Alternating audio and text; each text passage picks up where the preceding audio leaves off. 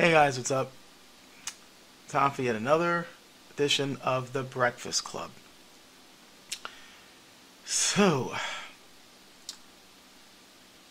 going to be talking a little abstractly for a moment.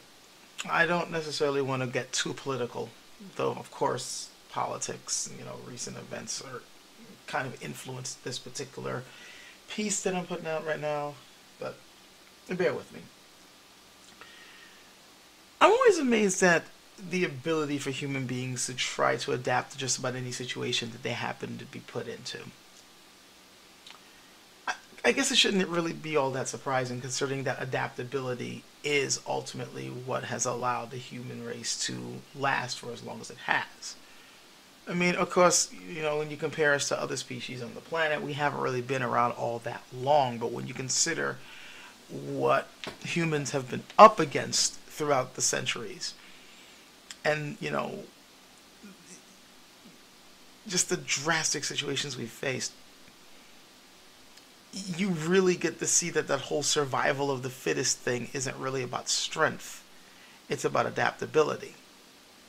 It's about the ability to deal with change. It's about how to just, for lack of a better term, to how to conform to one's surroundings, to one's environment, to one's situation. And I find that this is both a strength and a curse. It's a strength because, it should be obvious. If you're able to adapt to whatever situation you're in, that increases your chance of being able to survive it, to carry on, to, persevere, be able, and then of course being able to pass on that ability to your children and their children's children and so on and so on, and the species continues to flourish. But it can be a curse if you happen to be in a situation that ultimately is going to be more harmful to you in the long run, and yet you just found a way to live with it. There's plenty of examples of that. People in, doing things to themselves that they just mentally and emotionally have gotten used to, despite the long-term harm it's doing. It's just like this is their life. This is how they want to, deal with things. And in a weird sort of way, that adaptability then kind of leads to a certain rigidity in their outlooks on life. Like, this is the life that they know. This is the life that they've adapted to. And trying to adapt to something else is too scary. Like, this is the way they see life. I mean, to use a, I guess a cliched example, it'd be like, somebody who's in an abusive relationship. They've been in that relationship for so long, or this is the norm that they're in, that even if they break out of that particular relationship, they may end up in another one that pretty much the same crap is happening. And if somebody happens to point out to them, especially if they're, if this is the only life they know and they somehow feel protected by it, or they're just so used to it that that's just how they function and how they expect things to function. If somebody later on is saying that you need to get away, you need to go, find a new life, they're gonna be like, and go where? Do what? Like, okay, I can make things better. This isn't so bad. I can make this work. Opening themselves up to a completely different experience. That's something that they're not really trained to do, whether it's self-training or, outside training, whatever. The human animal, unfortunately, is capable of being trained to handle a lot of situations that aren't necessarily good.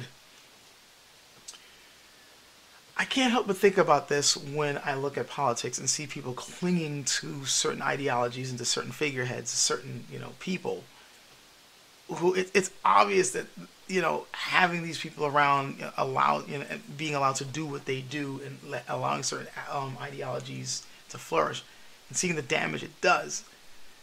It should be obvious that these things should be cast away, that no one should be following such people or championing such ideologies.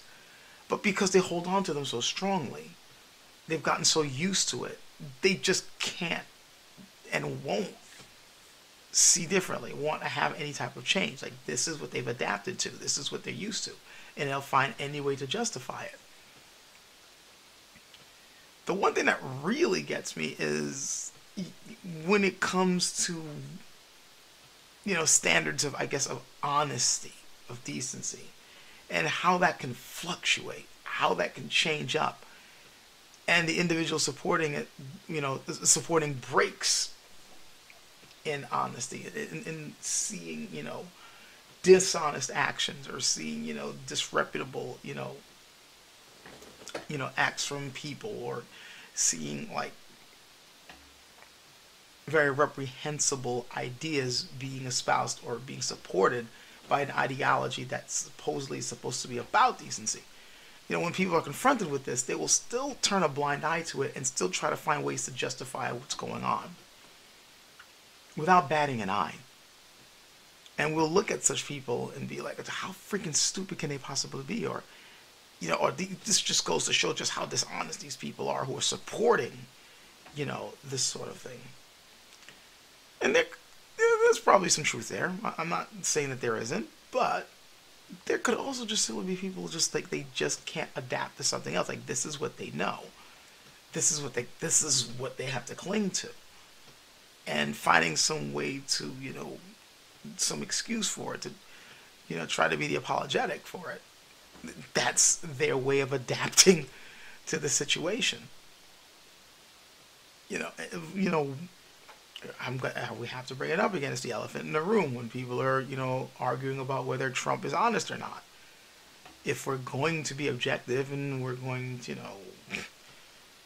if we're going to be factual about it, it shouldn't really be that hard to catch this guy in falsehoods.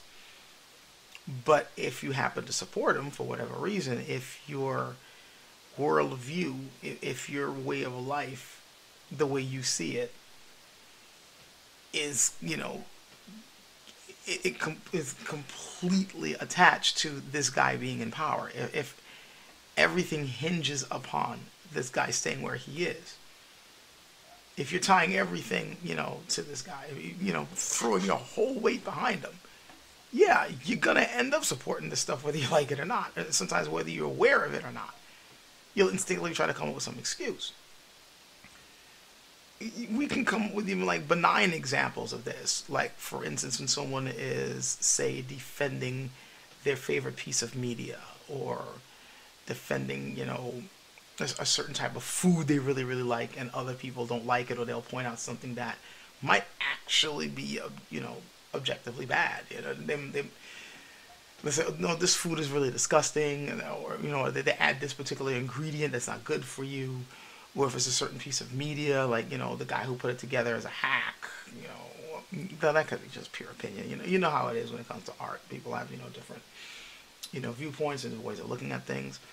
But let's just say that there's good evidence for somebody to say that, oh, this book was poorly written, or, this movie, the guy who put it together didn't really know much about making movies, but people really, really like it.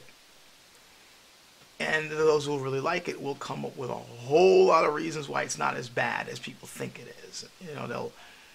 It's the funny thing is sometimes they'll even say something that later on is like, wait a minute, there was this other movie that did the same thing, and you had a problem with that, but then this movie that you liked did the exact same thing, had the exact same problem, and you are, you're going along with it.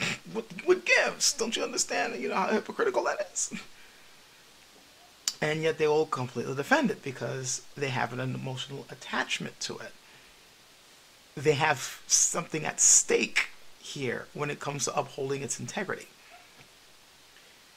And I find this doubly so when it comes to certain ideologies, and also when it comes to supporting certain people, like people who they will pin their hopes to when it comes to supporting a certain way of life, a certain ideological view they have of life. They will adapt to the situation. They will adapt to the person, whether it's good for them or not. And it seems like some kind of misfiring of the human ability to be able to adapt to almost any situation that they're put in. It's rather curious. I'm pretty sure there's some scientists, some sociologists, anthropologists possibly. I'm pretty sure there are people who are probably studying this phenomenon right now who could probably explain this way better than I could, or who have some deeper insights into this. But I find it morbidly fascinating. I mean, I wish that this sort of thing didn't misfire on us like this so often. And we can see this happening over and over again in history. But it's fascinating nonetheless. And as I continue to, read the news, look at what's going on, this just becomes more and more apparent to me. How, no matter how bad the situation is, people, if they, for some reason, have an emotional attachment to that situation, despite the fact that it's detrimental, they will find some way to justify it or just to live with it.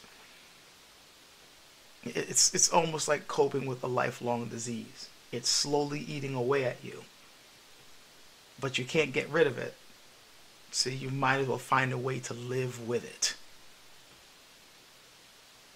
And who knows, maybe some ailments, some things, some detrimental aspects of life that we're living with, maybe they are inescapable, like some type of chronic disease. But maybe, just maybe, there is some cure. Maybe there is some treatment that would rid us of this ailment and would cause us to live an even more comfortable life, a more fulfilling one, a more enriching one, a longer one. We just have to learn not to be afraid of that treatment and having to live a life without that ailment. Who knows? Anyway, that's about it. Hope this gave you guys something to think about, and I'll catch you guys later.